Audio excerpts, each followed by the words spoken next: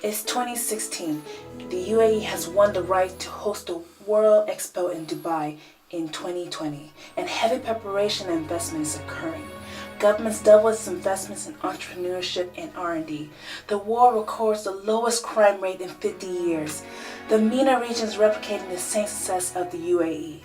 In 2025, terrorism has tremendously reduced, and governments around the world have lower restrictions on border and barriers. This promotes private investments and new funds to buy land and development. More people are free and willing to travel to different parts of the world without restrictions. However, many corporations are struggling to find differentiations and opportunities to grow. In 2030, the energy consumption is now more in favor of renewable energy. Due to the sense of belonging, accumulating wealth is no longer a driving force in communities.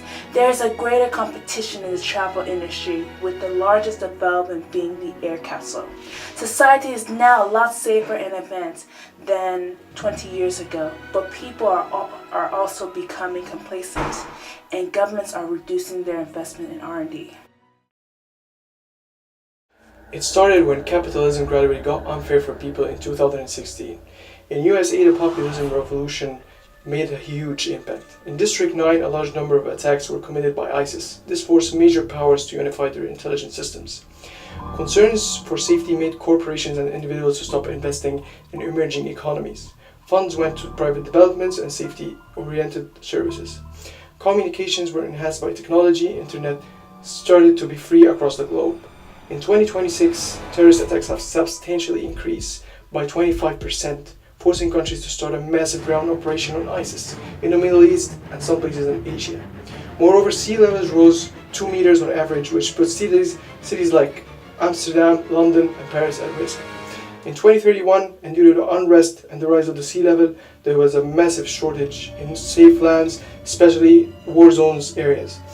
Consequently, scientists created a workaround solution that led to a huge success.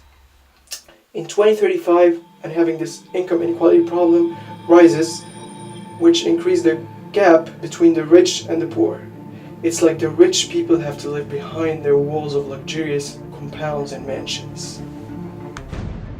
2015 marked the beginning of an almost 50% rise in the number of casualties due to terrorism.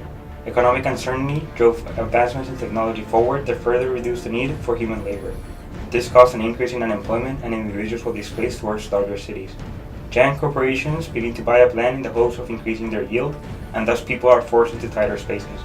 Large unemployment created vast poverty, and income inequality caused more civil unrest. By 2025, the European Union disappeared, and thus borders and immigration have begun to be a lot more controlled. Governments around the world almost doubled their defense budget.